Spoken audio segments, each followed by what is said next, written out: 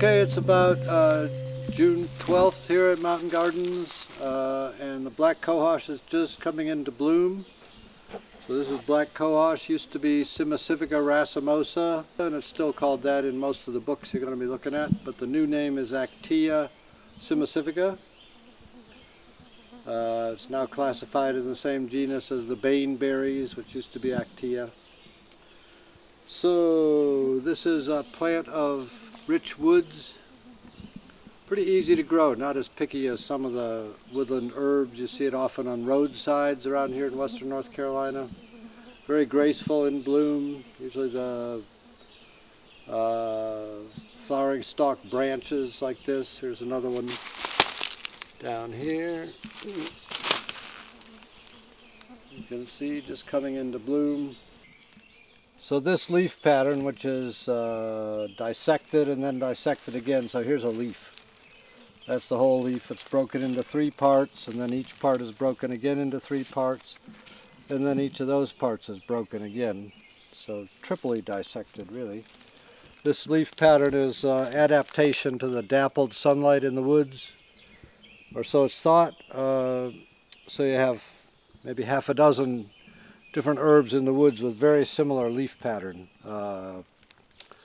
The Canada lovage, the goat's beard, the false goat's beard, the blue cohosh, the black cohosh. So the easiest way to get to know these is to see them in bloom. Once you do, you can get to recognize them by the leaf.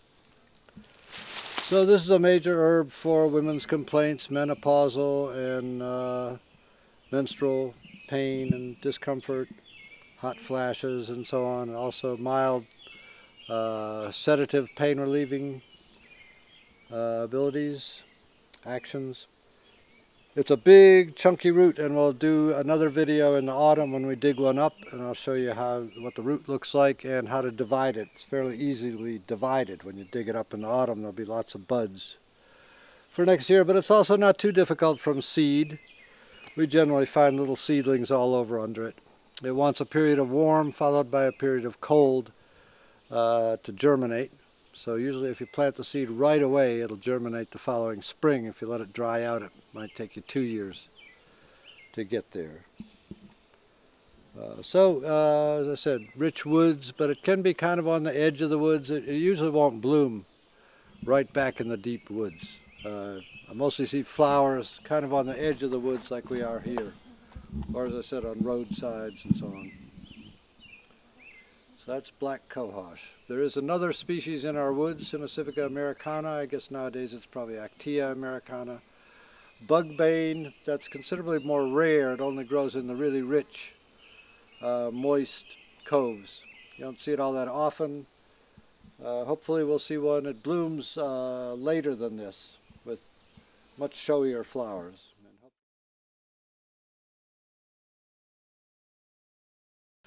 So this is in the buttercup family, the Ranunculaceae, which contains a lot of toxic plants, but also some very important medicinals. Here's the little flowers you can see, and the name was formerly Actaea cimicifuga racemosa, referring to the fact that this inflorescence is what's called a raceme. Raceme is where the flowers are arranged along a stalk, but each flower has a little stem, a pedicel. If the flowers were coming right off of here, you would call it a spike. But since they're stalked, you call it a raceme. So that's racemosa. But nowadays it's Actaea cimicifuga. Cimicifuga means bugbane. The other one in particular is rather stinky and supposed to repel bugs. All right. So we're digging up black cohosh here. Here's a young plant, not the biggest I've ever dug. Some of them will be this big around, the roots.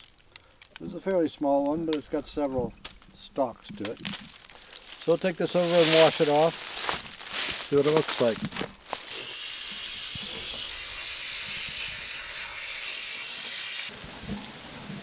So I'm starting to get a look at it. I want to get some of these feeder roots off of it so we can get it a little cleaner. See what the actual root looks like. Once again, as with all these woodland herbs. There's the bud for next year. So I could break off that piece right there with that bud and these roots, and that would make a new plant.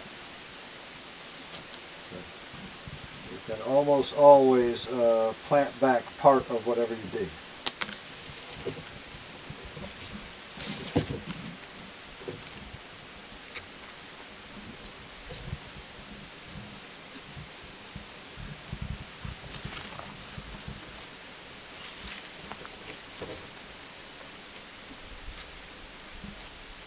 So this one, particularly on bigger, older roots, it's quite a job to get it clean.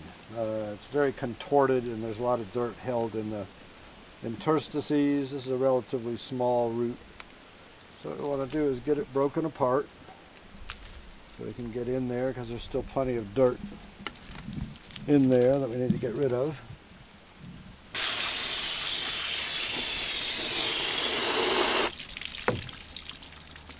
So then once you're satisfied that you've gotten it as clean as you're going to get it, and one way to check on that, which I do sometimes, is just rinse them like I just did as much as you can, but then you can put them into a bucket of clean water and swirl them around and see if there's any more dirt in there. That's one way to check. You should be able to swirl them around in a bucket of clean water and the water stays clean. Then you know your roots are clean. So we've got it broken down into little pieces about like this. And that's what we want to use to make our tincture. Don't really need these root hair bits. And this one, if I'm not mistaken, is relatively easy to slice. Yep. So that's what we want for our black cohosh tincture. And this will go at a 1:2 ratio. 1 whatever ounce of herbs to 2 ounces of 75% alcohol. So that's 150 proof. And we'll let it sit for about a month. Shake it every day. And that will be black cohosh tincture.